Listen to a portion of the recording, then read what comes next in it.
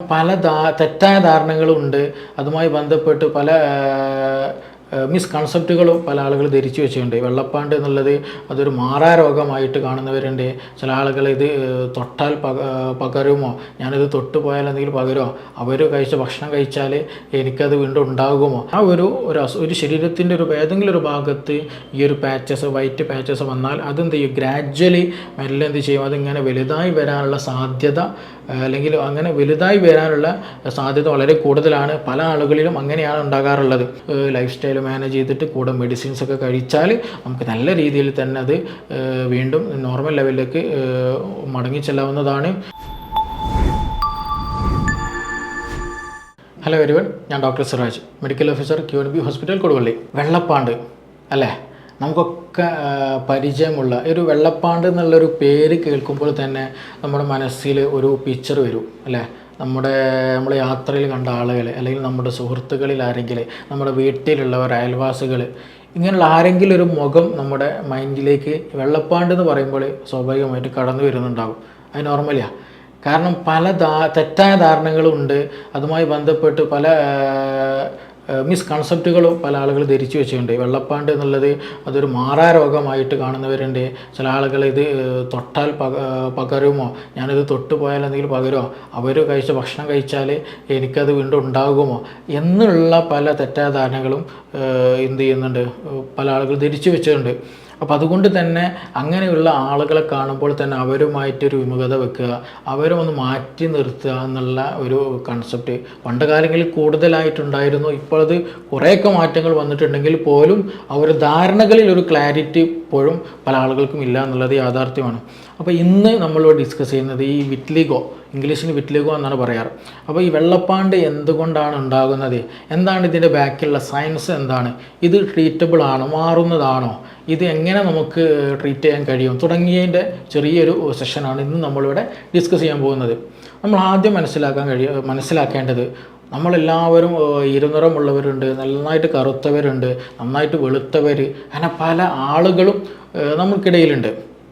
അപ്പോൾ ഈ കളറ് ഉണ്ടാക്കുന്നത് എന്താണെന്നുള്ളതൊരു ക്വസ്റ്റ്യൻ ഉണ്ട് അല്ലേ. വെള്ളപ്പാണ്ട് എന്നുള്ള കണ്ടീഷൻ എന്താണ്, ഒരു വെള്ള കളറിൽ നല്ല വൈറ്റിഷ് ആയിട്ട്, ചിലപ്പോൾ നല്ല ചുവന്നിട്ട് ആ ബ്ലഡിൻ്റെ ഒരു കളറ് പോലും നമുക്ക് എന്ത് ചെയ്യും, ആ സ്കിന്നിന് പുറത്ത് കാണാൻ കഴിയും. അപ്പോൾ നല്ല വൈറ്റ് പാച്ചസ്, വൈറ്റ് കളറിൽ എന്ത് ചെയ്യും, അടയാളങ്ങൾ ശരീരത്തിൽ കൂടുതലായിട്ട് നമ്മുടെ പല ആളുകളും കാണുന്നത് ഫേസിൽ ഉണ്ടാകാറുണ്ട്, കഴുത്തിൽ കാണും, പിന്നെ കൈയുടെ രണ്ട് സൈഡിൽ കാണാറുണ്ട്. അങ്ങനെയുള്ള എക്സ്പോഷർ, പിന്നെ അതേപോലെ ജെനൈറ്റൽ ഏരിയകളിൽ എന്ത് ചെയ്യും, സ്വകാര്യ ഭാഗങ്ങളിലൊക്കെ പല ആളുകളും ഉണ്ടാകാറുണ്ട്.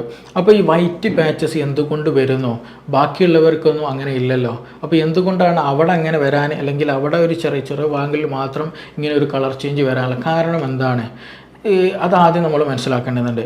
നമ്മുടെ ശരീരത്തിൽ ഈ നിറം നൽകുന്നത്, കറുപ്പാകട്ടെ ഏത് നിറം നൽകുന്നതും മെലാനിൻ എന്നുള്ള ഒരു പ്രൊഡക്റ്റാണ്. അതായത് നമ്മുടെ സ്കിന്നിലുള്ള ഒരു മെലാനോസൈറ്റ് എന്ന് പറയുന്നൊരു കോശമുണ്ട്, ഒരു സെല്ലുണ്ട്. അത് പ്രൊഡ്യൂസ് ചെയ്യുന്ന ഒരു പ്രൊഡക്റ്റാണ്, അല്ലെങ്കിൽ ഒരു കളറാണ് മെലാനിൻ എന്ന് പറയുന്നത്. അത് കാരണമായിട്ടാണ് യഥാർത്ഥത്തിൽ ഈ പറയുന്ന കളറ് ഉണ്ടാകുന്നത്. അപ്പോൾ കൂടുതലായിട്ടും മെലാനിൻ പ്രൊഡക്ഷൻ ഉള്ളവർക്കാണ് കൂടുതലായിട്ട് എന്ത് ചെയ്യുന്നത്, ഈ കറുപ്പ് നിറം സ്ട്രോങ് ആയിട്ട് അവരിൽ കാണുന്നത്. അപ്പോൾ ഈ മെലാനിൻ്റെ പ്രസൻസ് ആണ് യഥാർത്ഥത്തിൽ നമുക്ക് നിറം നൽകുന്നത്, ഈ കറുപ്പ് നിറം നൽകുന്നത്. മെലാനിൻ കുറഞ്ഞാൽ എന്ത് ചെയ്യും, കറുപ്പ് കുറയും, വെളുത്തിട്ട് വരും. അപ്പോൾ മെലാനിൻ കൂടിയാൽ കറുപ്പ് കൂടി വരും. അതാണ് അതിൻ്റെ ബാക്കിലൊരു സയൻസ് അല്ലെങ്കിൽ എന്ന് പറയുന്നത്.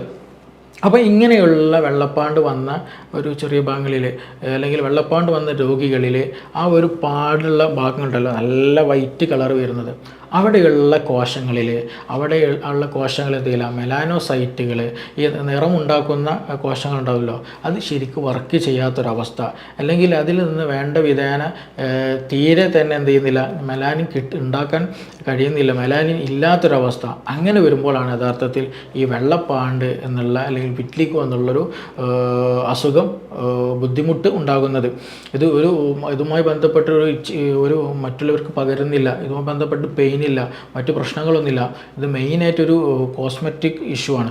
അതായത് എങ്ങനെ ഒരാൾ ഫേസ് ചെയ്യും, എങ്ങനെ ഒരാളെങ്ങനെ അഭിമുഖീകരിക്കും, അല്ലെങ്കിൽ ഞാനെങ്ങനെ ഒരാൾ അഭിമുഖീകരിക്കും, അയാൾ എന്തെങ്കിലും എന്നെപ്പറ്റി ധരിക്കുമോ, ഞാൻ എൻ്റെ വെള്ളപ്പാണ്ട് പിടിച്ചൊരു എന്തെങ്കിലും ഭക്ഷണം വിളമ്പിയാൽ അവർക്കത് ഇഷ്ടപ്പെടുമോ തുടങ്ങിയ മാനസികമായിട്ട് ഈ രോഗികൾ ഒരുപാട് പ്രയാസം അനുഭവിക്കുന്നവരുണ്ട്. ഇന്ന് നമുക്കത് ട്രീറ്റ് ചെയ്യാൻ ഒരുപാട് മാർഗ്ഗങ്ങൾ തന്നെ അവൈലബിൾ ആണ്. ഇത് ഞാൻ നേരത്തെ പറഞ്ഞിട്ടുണ്ട്, ഇത് ഒരിക്കലും എന്ത് ചെയ്യില്ല, ഒരു കയ്യിൽ നിന്ന് അല്ലെങ്കിൽ ഒരാളിൽ നിന്ന് മറ്റാൾക്ക് പകരില്ല. പക്ഷേ ജനറ്റിക്കലി വരാനുള്ള സാധ്യതകൾ വളരെ കൂടുതലാണ്. അതായത് നമ്മളെ ഫാമിലീസിൽ ആരെങ്കിലുമൊക്കെ ഉണ്ടെങ്കിൽ വരാനുള്ള സാധ്യത ഏറ്റവും പുതിയ ചില പഠനങ്ങൾ പറയുന്നുണ്ട്. അത് കരുതിയിട്ട് എല്ലാവർക്കും അവരുമായി വിവാഹം കഴിച്ചവർക്കൊക്കെ ഈ അസുഖം ഉണ്ടാകും എന്ന് ഒരു 100% എത്തിയില്ല. പക്ഷേ അങ്ങനെയുള്ള ചില പഠനങ്ങൾ സൂചിപ്പിക്കുന്നുണ്ട്. പിന്നെ അതേപോലെ തന്നെ ഇതിന് റീസൺ ആയിട്ട് പറയുന്ന ഒരു ഓട്ടോ ഇമ്മ്യൂൺ ഡിസീസാണ്.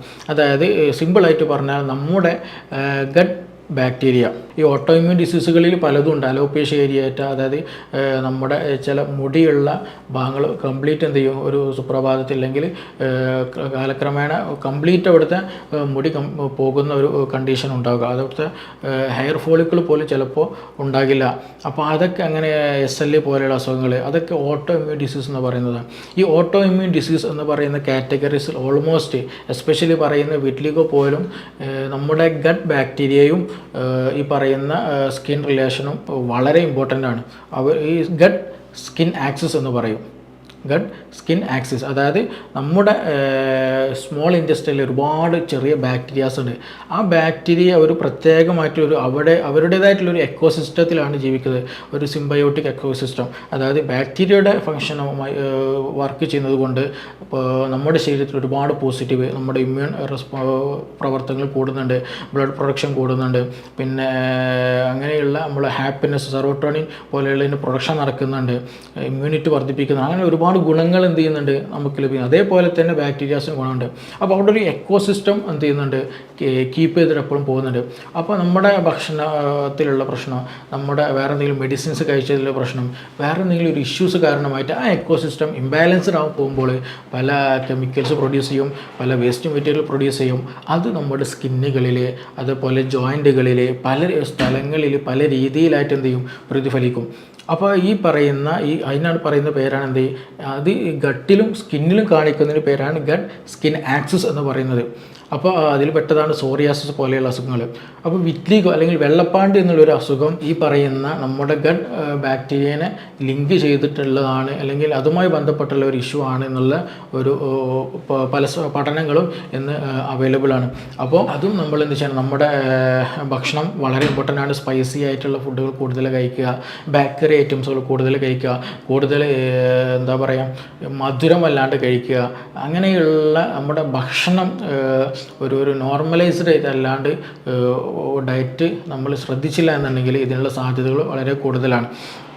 ഇനി ഇങ്ങനെയുള്ളൊരു പാച്ചസ് വന്നാൽ, വിറ്റ്ലിഗോക്ക് ഒരു പാച്ചസ് വന്നാൽ അതെങ്ങനെ സോൾവ് ചെയ്യാമെന്നുള്ള ഒരു സംഗതിയുണ്ട്, എങ്ങനെ അത് മാറുക എന്നുള്ളതുണ്ട്. പലപ്പോഴും ഇതൊരു സ്ലോ പ്രൊഡക്ഷൻ അസുഖമാണ്. അതായത് ചെറിയൊരു ഡോട്ട് വന്നാൽ അത് വലുതാകുന്ന നമുക്ക് പെട്ടെന്ന് മനസ്സിലാകില്ല. അത് പിന്നീട് ചിലപ്പോൾ മാസങ്ങളെടുത്താലാണ് ഇത് വലുതായി വരുന്നുണ്ട് എന്നുള്ളത് നമുക്ക് മനസ്സിലാകുള്ളൂ. അപ്പോൾ നമ്മളിത് എപ്പോഴും ട്രീറ്റ് ചെയ്യാൻ പോകുന്ന സമയത്ത്, അല്ലെങ്കിൽ ഇതൊരു അസുഖം ആണോ എന്നുള്ളൊരു ഡൗട്ടുള്ള സമയത്ത് എന്ത് ചെയ്യണം, ജസ്റ്റ് ഒരു ഫോട്ടോ എടുത്ത് വെക്കുക.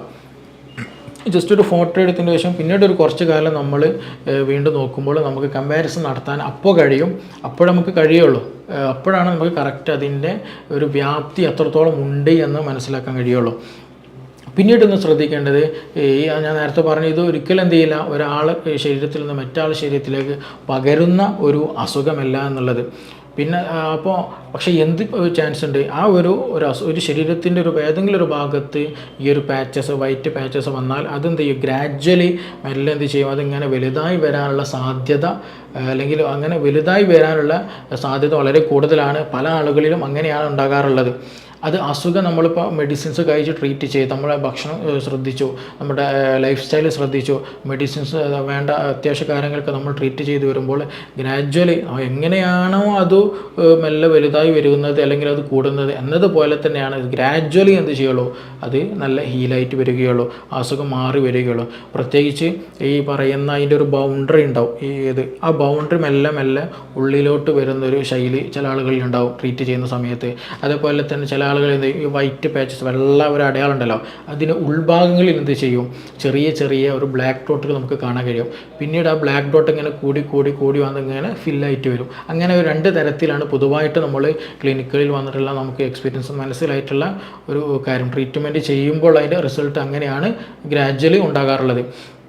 പിന്നീട് നമ്മളിതിൽ ശ്രദ്ധിക്കേണ്ടത് നമ്മളെ ഹാബിറ്റ്സ് വളരെ ഇമ്പോർട്ടൻ്റ്. നമ്മുടെ ഭക്ഷണം, എന്തെങ്കിലും സ്മോക്കിങ് മറ്റു കാര്യങ്ങളൊക്കെ എന്ത് ചെയ്യണം, അത് വളരെ ഇമ്പോർട്ടൻ്റ് ആണ്. പിന്നെ ഏജ് വളരെ ഇമ്പോർട്ടൻ്റാണ്. ഏജ് ട്രീറ്റ്മെൻറ്റിൻ്റെ കാര്യത്തിൽ വളരെ പ്രധാനപ്പെട്ട് നമ്മൾ ശ്രദ്ധിക്കേണ്ടതാണ്. എസ്പെഷ്യലി ഈ ചെറിയ പ്രായത്തിൽ, വളരുന്ന പ്രായം, അതായത് ചെറിയ കുട്ടികളുണ്ടല്ലോ, അവരും ഏകദേശം ഒരു 25-30 വരെയുള്ളവർക്കൊക്കെ പെട്ടെന്ന് നല്ല പോസിറ്റീവായിട്ടുള്ള റിസൾട്ട് നമുക്ക് ഉണ്ടാക്കാൻ കഴിയും. കാരണം ഗ്രോത്ത് കംപ്ലീറ്റ് ആയിട്ടില്ല. ഗ്രോത്ത് നമ്മുടെ ഹോർമോൺസും മറ്റു ബ്ലഡും മറ്റു കാര്യങ്ങളൊക്കെ നല്ല പ്രൊഡക്ഷൻ നടക്കുന്ന സമയമായതുകൊണ്ട് തന്നെ അവർക്ക് പെട്ടെന്ന് ഉണ്ടാവുകയും ചെയ്യും.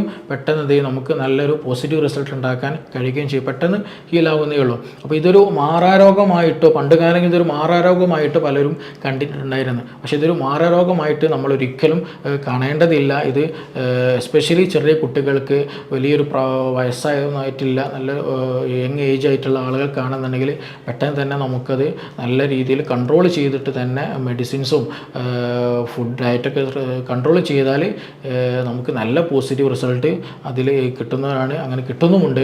അപ്പോൾ അതൊക്കെ ശ്രദ്ധിക്കേണ്ടതാണ്. പിന്നെ ഇതിൻ്റെയൊക്കെ ഒരു ഏറ്റവും മെയിനായിട്ട് നമ്മൾ ശ്രദ്ധിക്കേണ്ടത്, ഇങ്ങനെയുള്ള രോഗികളുണ്ടെങ്കിൽ അവർക്ക് കൂടുതലായിട്ട് എന്ത് ചെയ്യണം, മെൻ്റൽ സപ്പോർട്ട് നമ്മൾ കൊടുക്കണം. അവർക്ക് ആളുകളുമായിട്ട് സംസാരിക്കാൻ ബുദ്ധിമുട്ട്, ആളുകളിലേക്ക് ഇറങ്ങി ചെല്ലാനുള്ള ബുദ്ധിമുട്ട്, കൂട്ടുകാരുമായിട്ട് ഇടപഴകാൻ, അവരുമായിട്ട് കളിക്കാനൊരു പ്രയാസം, അവർക്ക് കളിയാക്കുന്ന അങ്ങനെയുള്ള പ്രശ്നങ്ങൾ ഇവർക്ക് കൂടുതലായിട്ടുണ്ടാകുന്നതാണ്. അപ്പോൾ അവർക്ക് കൂടുതലായിട്ട് പോസിറ്റീവ് സപ്പോർട്ട് നമ്മുടെ എന്ത് ചെയ്യണം, എപ്പോഴും കൊടുക്കണം. കുട്ടികളാണെങ്കിൽ അവർക്ക് എപ്പോഴും സപ്പോർട്ട് കൊടുക്കണം. എങ്കിൽ മാത്രമാണ് ഇതിൻ്റെ ഒരു പോസിറ്റീവ് റിസൾട്ട്, ഞാൻ നേരത്തെ പറഞ്ഞ റിസൾട്ട് നമുക്ക് കൂടുതലായിട്ട് പെട്ടെന്ന് കിട്ടുകയുള്ളൂ. മൈൻഡ് വീക്കായി പോയാൽ നമ്മുടെ ബാക്കി സിസ്റ്റം എല്ലാം അതിനെ ബാധിക്കുന്നതാണ്. അതുകൊണ്ടാണ് പ്രത്യേകിച്ച് ഈ ഒരു സമയത്ത് അല്ലെങ്കിൽ ഇങ്ങനെയുള്ള ബുദ്ധിമുട്ടുള്ളവർക്ക് എന്ത് ചെയ്യണം, കൂടുതലായിട്ടുള്ള മെൻ്റൽ സപ്പോർട്ട് നമ്മൾ നൽകാനും ശ്രദ്ധിക്കേണ്ടതുണ്ട്. അപ്പോൾ ചുരുക്കി പറഞ്ഞാൽ ഇതൊരു എന്തല്ല, ഈ വെള്ളപ്പാണ്ട് എന്നുള്ളതൊരു മാറാരോഗമായിട്ട് നമ്മൾ കാണേണ്ടതില്ല. അതൊരു വലിയൊരു പ്രശ്നമായിട്ടും കാണേണ്ടതില്ല. അതിന് ശരിയായ രീതിയിൽ ലൈഫ് സ്റ്റൈൽ മാനേജ് ചെയ്തിട്ട് കൂടെ മെഡിസിൻസൊക്കെ കഴിച്ചാൽ നമുക്ക് നല്ല രീതിയിൽ തന്നെ അത് വീണ്ടും നോർമൽ ലെവലിലേക്ക് മടങ്ങിച്ചെല്ലാവുന്നതാണ്. അപ്പോൾ എന്തെങ്കിലും ഇതുമായി ബന്ധപ്പെട്ട എന്തെങ്കിലും സംശയങ്ങളുണ്ടെങ്കിൽ നിങ്ങൾക്ക് ഈ നമ്പറിൽ കോൺടാക്റ്റ് ചെയ്യാം.